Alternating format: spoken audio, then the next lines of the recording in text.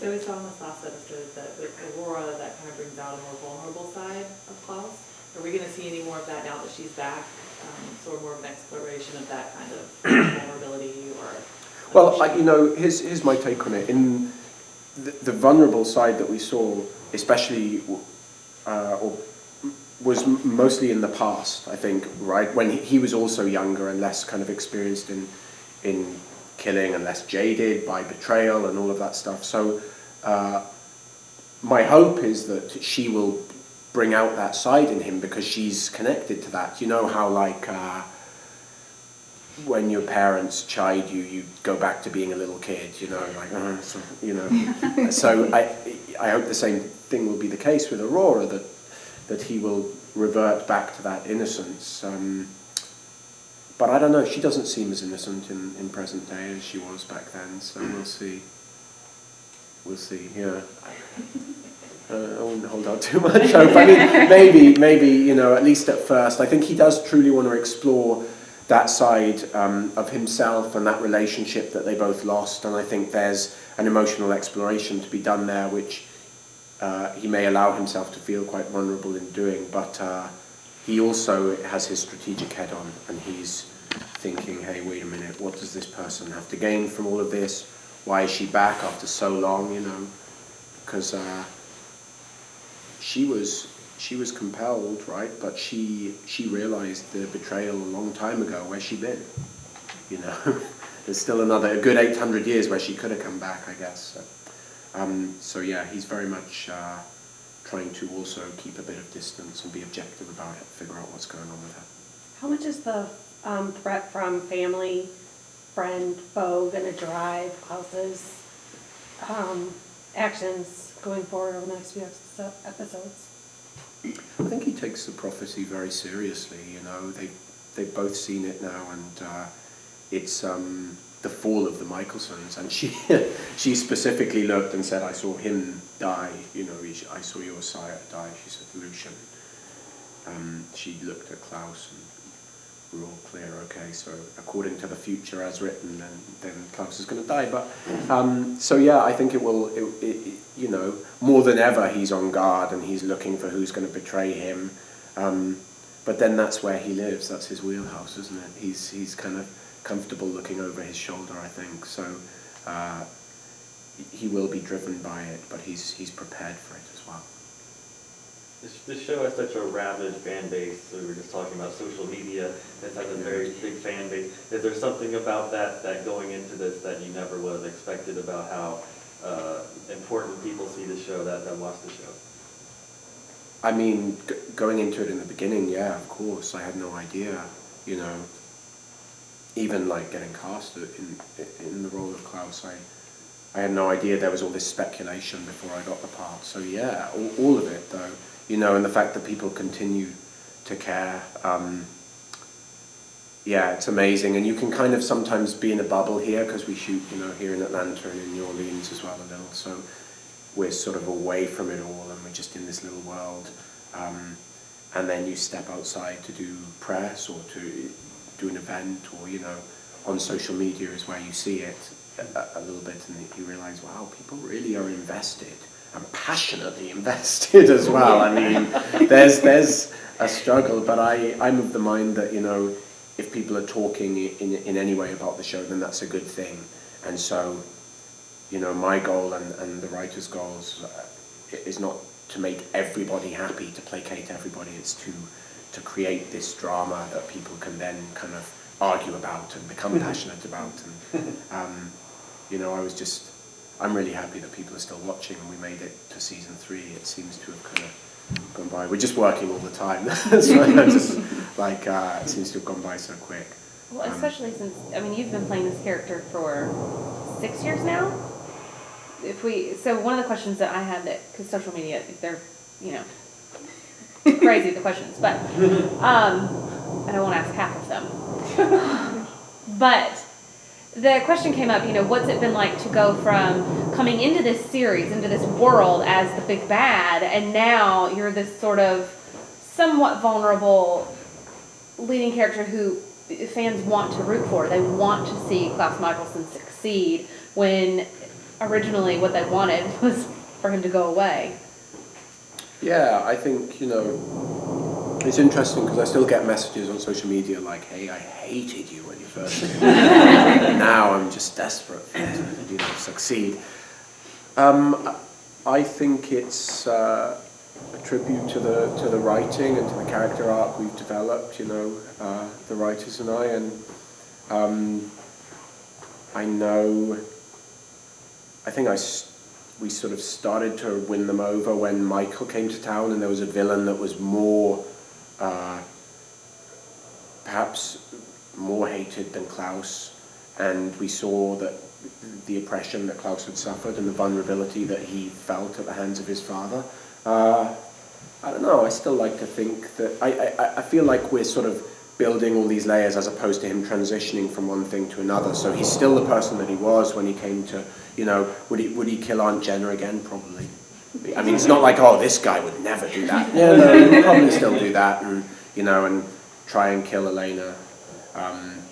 And all of the terrible things he did, Tyler's mum, whatever. So, like, in a heartbeat. So yeah, I really feel privileged to have been able to play out an arc over this amount of time, and that was one of the reasons why I wanted to do television in the first place, was for the opportunity to play something out over such a long amount of time, because really I'd only done features before that, or British TV, which is about 6 episodes, so it's you play something out over a much shorter amount of time. So it's been very rewarding and surprising to see some of the turns he takes, but nothing has been too surprising. There's nothing where I felt like he definitely wouldn't do that, and that's good. So it's all keeping within the realms, and we always, the most important thing as an actor is to feel motivated, to feel like your character has reason to do what he does, and it fits into your idea of who that character is, and I think it does do that. So yeah. What can you tell us about the upcoming Thanksgiving dinner scene with Elijah, Klaus, and the Trinity? How's that? Oh, that was a lot of fun to shoot. We had a terrific director for that called Bethany Rooney, who's really very experienced. So some of those scenes with multiple characters can take forever to shoot because everybody's POVs and all of that stuff. But it was a lot of fun, and I love all the three new actors we have. So it was exciting for us all to be in the same room finally. And of course, there's drama. It's not just us all holding hands and saying, "Well, I'm thankful for the fact that Elijah betrayed me and no longer have." There's a lot of drama, and we go into it with a plan, and I'm sure they do as well. And not everybody can get what they want, so it makes for an interesting episode. So speaking of a lot of characters being together, are there any updates on potential crossover episodes in the works, or have you heard anything, any tidbits you could tease? No, I can't tease anything. It's not worth my job to tease anything. But there's always whispers, so we'll see. Do we have any more interactions between Klaus and Hayley expected in the near future?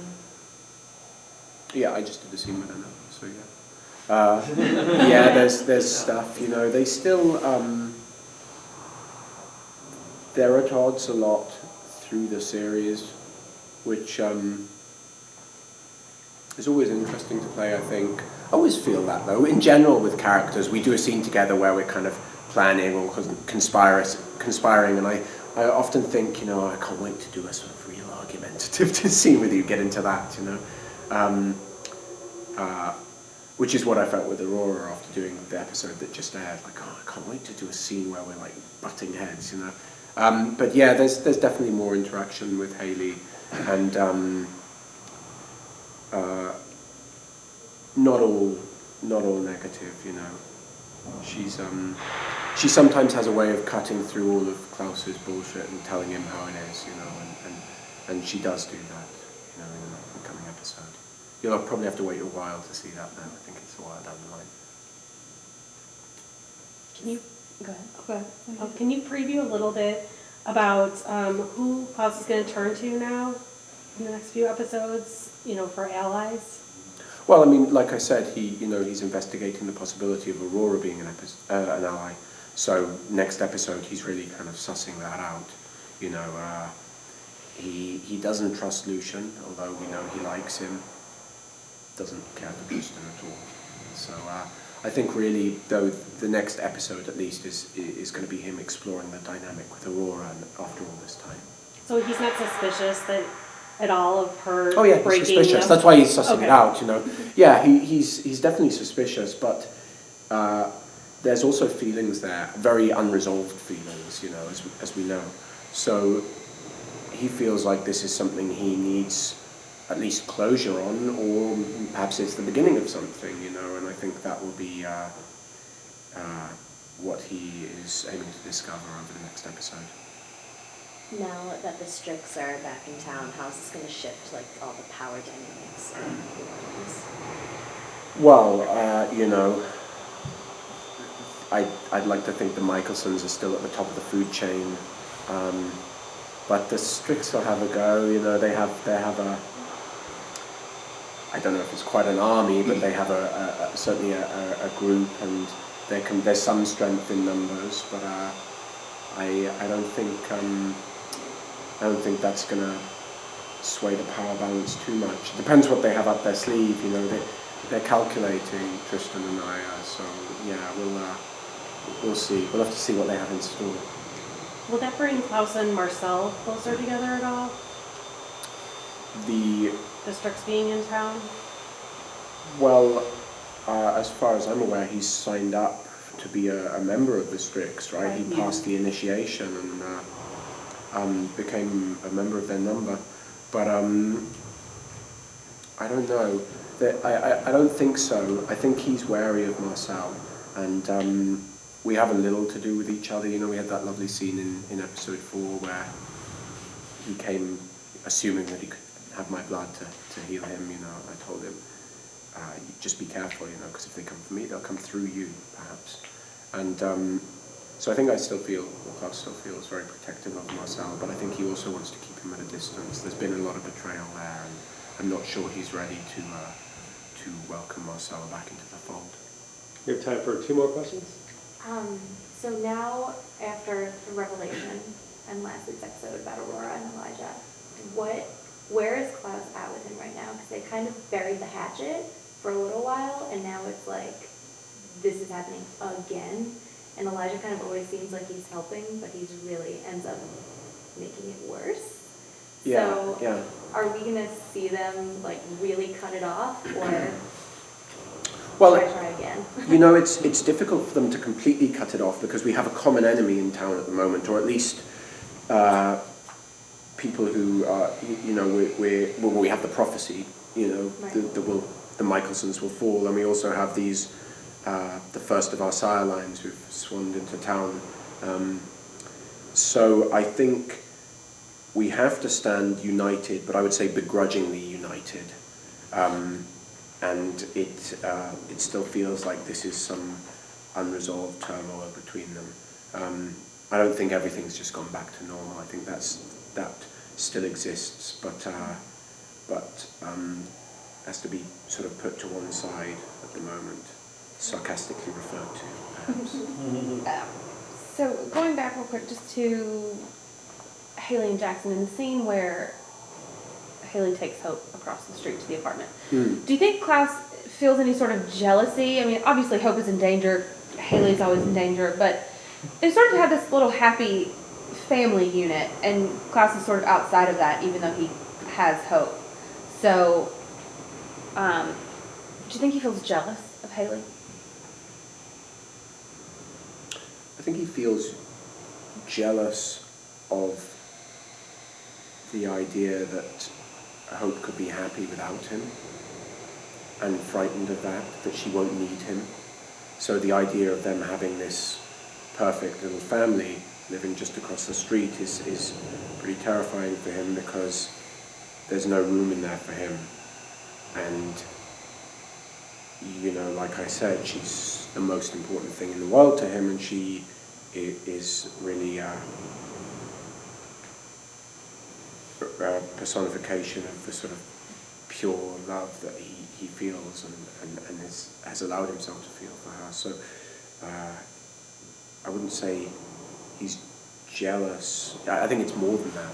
I think he's legitimately frightened that the more this progresses and the older Hope grows, the more she'll realise, hey, like, my dad's a pretty terrible guy, and I've got a good thing going on here, and, you know, Jackson's noble.